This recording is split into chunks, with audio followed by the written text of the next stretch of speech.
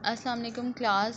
Last lecture में मैंने start किया था these are instruments for promotion of national interest और इंस्ट्रूमेंट्स ऑफ नेशनल इंटरेस्ट, और we can say as methods for the promotion of national interest. It includes coercive measures, alliances, diplomatic negotiations, economic aid, propaganda, and collective security.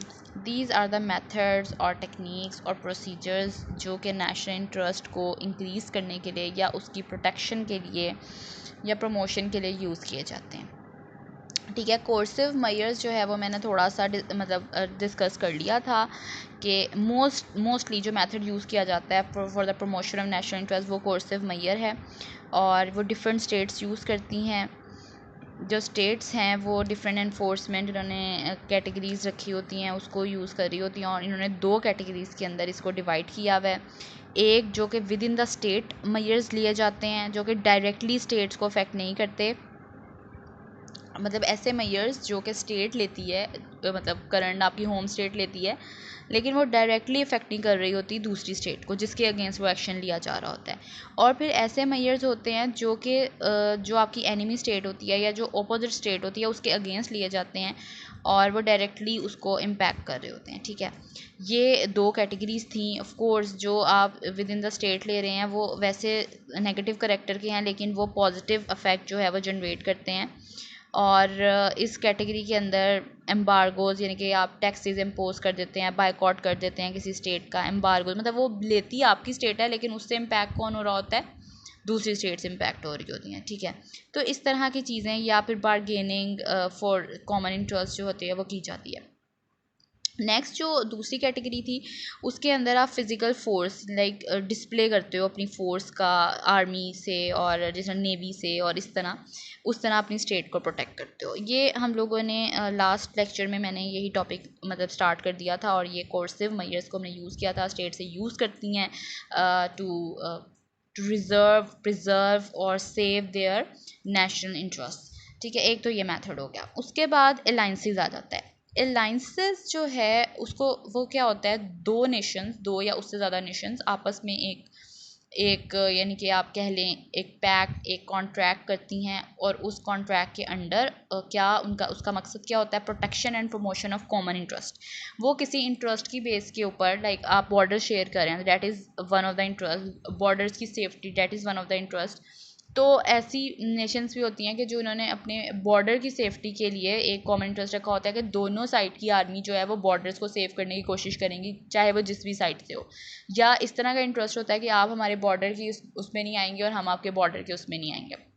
ये भी एक common interest है.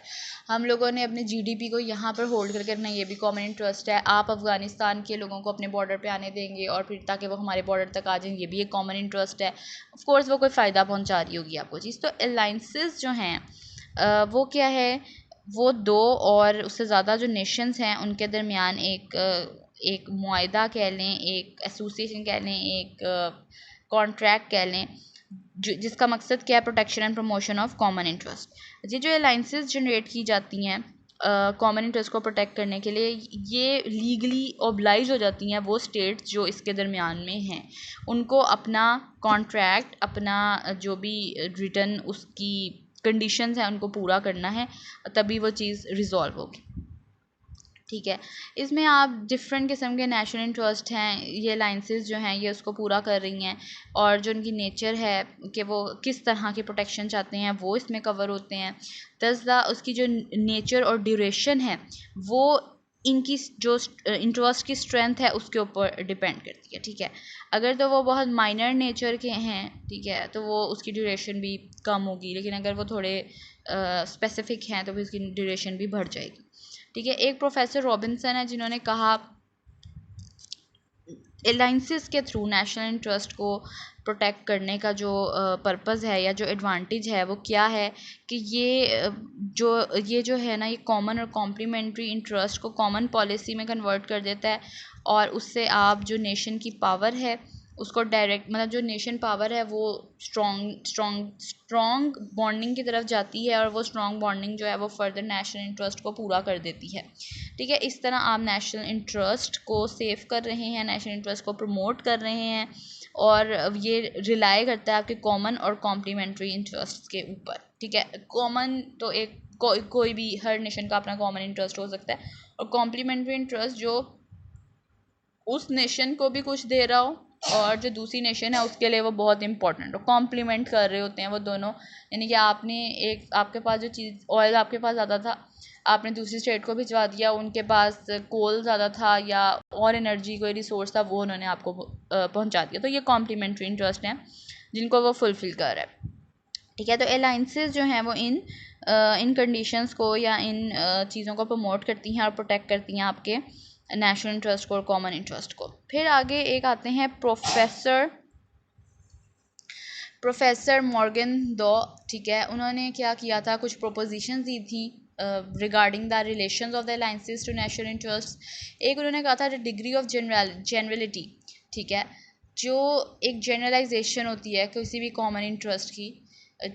इन alliances जो है वो duration of times के साथ लिंक्ड है, ठीक है। जो कॉमन इंटरेस्ट हैं उनकी जो रेंज है या जो उनका स्कोप है दोनों स्टेट्स के दरमियान वो लिमिटेड है या वो रिलेटेड है किसके, ड्यूरेशन ऑफ द अलाइंस के। तो उसमें क्या है, दस general alliances will be of short duration. General alliances होती हैं आपस में, या जनरल बारगेनिंग्स होती हैं या जनरल डॉक्यूमेंटेशन होती है, वो शॉर्ट ड्यूरेशन की होती है। लेकिन जो लिमिटेड अलाइंसेस हैं, जो ऐसा नहीं है लाइक स्पेसिफिकली जो चीज़ हो रही होती है वो लॉन्ग लास्टिंग होती है, उसकी प्रोटेक्शन और उसको प्रमोशन या उसको अचीव करना उस गोल को वो थोड़ा मुश्किल होता है, that is why they are long lasting. फिर the relative degree of primacy of national interest expressed in an alliance is inversely proportional to the power of the nation. अब एक नेशन की जो पावर है वो उसके कल्चर से, उसकी पॉलिटिक्स से, उसकी इकोनॉमिकल कंडीशन से पे रिलाई करती है। तो जितनी ज़्यादा जो आपकी जो नेशनल इंटरेस्ट है वो बेस्ड होगा आपकी पॉलिटिकल कंडीशन पे, आपकी फिज़िकल कंडीशंस पे, आपकी कल्चरल कंडीशंस के ऊपर, जितना ज़्यादा आप प्रायोरिटी देंगे अपने नेशनल इंटरेस्ट को उतनी ही ज़्यादा जितनी ज़्यादा प्रायोरिटी होगी उतनी ही ज़्यादा जो नेशन की पावर है बिकॉज ऑफ डिपेंडेंसी वो कम होगी, ठीक है। तो इस तरह इसको रिलेट किया गया था, इनवर्स रिलेशन शो किया गया था relative degree of primacy of national interest, यानी कि नेशनल इंटरेस्ट के अंदर आप किन चीज़ों को प्रायोरिटी दे रहे हैं। आपके नेशनल इंटरेस्ट के अंदर 10 चीज़ें हो सकती हैं, लेकिन प्रायोरिटी पे क्या चीज़ें हैं वो आपको वीकर करती हैं एज नेशन, क्योंकि आप डिपेंडेंट होते हैं उनको पूरा करने के लिए बाय हुक और क्रूक। वो आपके कॉम्प्लीमेंट्री इंटरेस्ट में आ जाता है और वो आपको पूरा करवाना होता है, ठीक है। Thus a weak and a strong nation will enter into alliance to defend the primary and secondary interest respectively. फिर उसके बाद जो वीकर पार्टनर होता है अलायंस में वो ऑफ कोर्स डिपेंडेंट है स्ट्रॉन्गर वन के ऊपर, और वो बहुत चीज़ें बर्दाश्त करता है as in identity of interest between the two. इसमें तो कोई ऐसी बात नहीं है जो समझ ना आए, क्योंकि ऑफ कोर्स जो डिपेंडेंट ज़्यादा, जिसकी डिपेंडेंसी दूसरे स्टेट के ऊपर ज़्यादा होगी वो चीज़ों को छोड़ेगा या वो कॉम्प्रोमाइज़ करेगा। Even if an alliance is based on equality, it will not succeed unless there is identity of interests. अगर वो इक्वालिटी आपने पहले से डिसाइड किया था कि हमारे कॉम्प्लीमेंट्री इंटरेस्ट हैं but we based on equality, ठीक है, तब भी आप सक्सीड नहीं कर सकते जब तक ये इंटरेस्ट क्लियर ना हो। और ये चीज़ जब बीच में आ जाती है डोमिनेंसी और डिपेंडेंस, तो तब आपकी जो पावर है वो कम हो जाती है, ठीक है। और जो वन साइडेड अलायंस है जिसमें एक पार्टी बेनिफिट्स ले रही होती है और जो दूसरी पार्टी है वो बर्डन, लाइक आपने एक लोन लिया, अब आपने उस लोन के अगेंस्ट इंस्टॉलमेंट्स पे करनी है, तो अब आप जिस पार्टी से, क्योंकि वो स्ट्रॉन्गर है जिससे आपने लोन लिया, अब आपको उसकी तमाम कंडीशंस को पूरा करना है। तो ये चीज़ भी जो आ जाती है अगर ये कॉम्प्लीमेंट्री इंटरेस्ट हो तो ये उसमें लाई करती है, ठीक है। और जिस वर्ल्ड ट्रेड ऑर्गेनाइजेशन है, IMF है, तो ये वन साइडेड अलायंस को पूरा कर रही हैं, ये प्रपोज कर रही हैं कि वन साइडेड अलायंस में ये चीज़ होगी। फिर the degree of cohesion of N alliance depends on the community of interest felt by the parties. उनके दरमियान में कितनी ज़्यादा यूनिटी है, कोहेजन है, एसोसिएशन है, ये चीज़ भी मैटर करती है, ठीक है। It is not essential that every community of interest should be given the shape of N alliance. ज़रूरी नहीं है कि कोई आम इंटरेस्ट है, किसी कम्युनिटी का इंटरेस्ट है, आप ये कह दो कि ये भी अलायंस है। दो ग्रुप्स हैं, उनके दरमियान में कोई कॉमन इंटरेस्ट आ रहा है तो आप कह लो इनकी अलायंस है आपस में, ऐसा नहीं है। लीगल टाइज होनी चाहिए, प्रॉपर डॉक्यूमेंटेशन होनी चाहिए, वो नेशंस रियलिटी में एग्जिस्ट कर रही होनी चाहिए, ठीक है, तो तभी वो एसेंशियल या वैलिड होगा। फिर वो कह रहे हैं कि हर पाकिस्तान है, उसकी एक आइडियोलॉजी है, एक नज़रिया है, दूसरी स्टेट भी है, उसकी कोई आइडियोलॉजी होगी, उसका कोई नज़रिया होगा, लेकिन वो कह रहे हैं कि सिर्फ आइडियोलॉजी की बेस के ऊपर, मतलब पाकिस्तान मलेशिया से सिर्फ आइडियोलॉजी की बेस के ऊपर कि वो मुस्लिम कंट्रीज़ हैं, अपनी बॉन्डिंग नहीं जनरेट कर सकता या अलाइंस नहीं जनरेट कर सकता, उसके कोई कॉमन या कॉम्प्लीमेंट्री इंटरेस्ट भी होने चाहिए, तो वो आपको मोटिवेशन की तरफ लेकर जाते हैं और फिर आपकी अलाइंस जो है वो स्ट्रॉन्ग होती है। अदरवाइज़ खाली अगर आपका कोई इंटरेस्ट नहीं है तो वो जो अलाइंस है आइडियोलॉजी की बेस के ऊपर वो इफेक्टिव नहीं होगी। फिर finally the alliance built by the nations against a third country और कॉमन एनिमी आर जनरली वेग एंड लैक कॉन्क्रीट ऑब्जेक्टिव्स। अगर आप कुछ ऐसे नेशंस के साथ अलायंस जनरेट कर रहे हैं जो कि एक थर्ड वर्ल्ड कंट्री है या डेवलपिंग उसमें आ जाती है या वो आपकी कॉमन एनिमीज़ में से आ जाती है, तो वो क्या है, 3 कंट्रीज़ कर रही हैं और वो जो 2 उनमें से कंट्रीज़ हैं, जो तीसरी कंट्री है दोनों की एनिमी में आती है, तो वो एक वेग कॉन्सेप्ट देगी या वो स्ट्रॉन्ग अलाइंस नहीं होगी और उसके जो ऑब्जेक्टिव्स हैं वो डिफाइंड नहीं होंगे। थर्ड जो मेथड आ जाता है वो डिप्लोमेटिक निगोशिएशंस हैं। ऑफ कोर्स वॉर्स को अवॉइड किया जाता है और आप फोर्सफुली स्टेट से नहीं अपनी बात मनवा सकते क्योंकि उसके जो नेगेटिव इम्पैक्ट्स हैं वो आपको भी बियर करने पड़ते हैं या आप भी उसमें जाते हैं, नेगेटिव पॉइंट्स में चले जाते हैं, ठीक है। जो जो जो डिप्लोमेटिक निगोशिएशंस हैं उसके अंदर भी यही पर्पस यही होता है, प्रोटेक्शन होती है ऑफ नेशनल इंटरेस्ट की, लेकिन इसके अंदर आप एक तो बार्गेन करके और अच्छे टर्म्स के ऊपर चीज़ को वाइंड अप करते हैं। सेकेंडली ये डाइवर्जन इंटरेस्ट के ऊपर होता है, ठीक है, एक दोनों को फ़ायदा हो रहा है और एक ये है कि एक इंटरेस्ट जो है वो पाकिस्तान की फ़ेवर में है, एक इंटरेस्ट जो है वो इंडिया की फ़ेवर में। तो जो इस तरह के इंटरेस्ट के ऊपर आप म्यूचुअल गिव एंड टेक से जो डिसीजन करते हैं ना वो डिप्लोमेटिक निगोशिएशंस में आ जाता है और ये जो है इसको फेवर की गई है इन टर्म्स के आप वॉर की तरफ नहीं जा रहे, आप डिस्ट्रक्शन की तरफ नहीं जा रहे, आप इसको प्रोटेक्ट करें थ्रू योर नेगोशिएशन पावर और डिप्लोमेसी, ठीक है। तो इस चीज़ को इम्पोर्टेंस दी गई है, म्यूचुअल बार्गेनिंग से और कंपैटिबिलिटी से आप चीज़ों को रिजॉल्व कर रहे हैं जो चीज़ें इम्पॉसिबल नज़र आती हैं।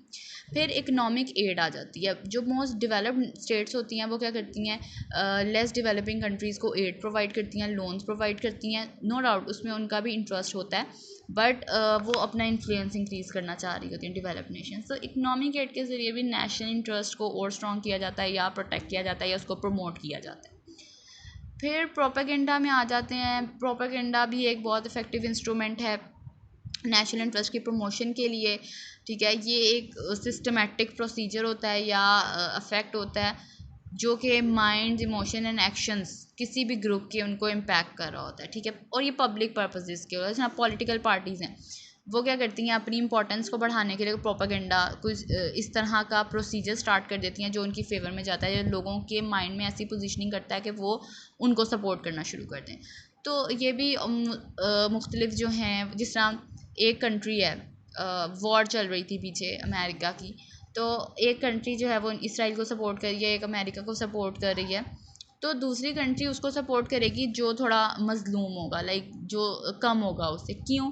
क्योंकि वो ये शो करवा रहे होंगे कि हम इनके राइट्स को इमोशनल ग्राउंड्स के ऊपर वो बात कर रहे होंगे, चाहे उनकी उसके ऑपोजिट वो दूसरी कंट्री को सपोर्ट करें। तो ये प्रोपागेंडाज होते हैं जो कि एक टेक्निक्स होती हैं, टैक्टिक्स होती हैं जो डिफरेंट ग्रुप्स यूज़ करते हैं अपनी पब्लिक इंपॉर्टेंस को इंक्रीज़ करने के लिए। जैसे स्कैंडल्स हैं, ये भी प्रोपागेंडाज में आ जाते हैं कि ये स्मॉल लेवल होते हैं तो हम स्कैंडल्स बोल रहे हैं, जब कोई चीज़ बड़ी उसके ऊपर चल रही होती है कंट्रीज़ में, जब चल रहा होता है तो उसको हम प्रोपागेंडा के उसमें कंसीडर करते हैं। फिर कलेक्टिव सिक्योरिटी है। हर नेशन जो है वो ये इंश्योर करवाती है कि पीस एंड सिक्योरिटी पे वो वर्क कर रही है और नेशनल पावर जो है वो उसका मेन एजेंडा है उसको इंक्रीज़ करना। और ये सिस्टम ऑफ कलेक्टिव सिक्योरिटी से क्या है, जो हर स्टेट है वो रिस्ट्रेन करती है ऐसे एक्शन लेने के लिए जो कि फ्रीडम को वायलेट करें, कुछ सोवरेनिटी को वायलेट करें, किसी की टेरिटोरियल इंटरफेरेंस, मतलब किसी के कंट्री में वो इंटरफेयर ना कर रहे हों, ठीक है। तो इस चीज़ से जो वो बचना है और इस चीज़ पीस को प्रमोट करना, सिक्योरिटी को प्रमोट करना, ये चीज़ भी कलेक्टिव सिक्योरिटी दोनों स्टेट्स के लिए या 3-4 स्टेट्स के लिए आपस में ये चीज़ इंश्योर करवाना कि हम सिक्योरिटी को इंश्योर करवाते हैं, हम पीस को इंश्योर करवाते हैं, तो वो किस में आ जाता है, वो आपका प्रमोशन ऑफ नेशनल इंटरेस्ट में आ जाता है मैथड। ठीक है क्लास, ओके, नेक्स्ट क्लास में नेक्स्ट लेक्चर।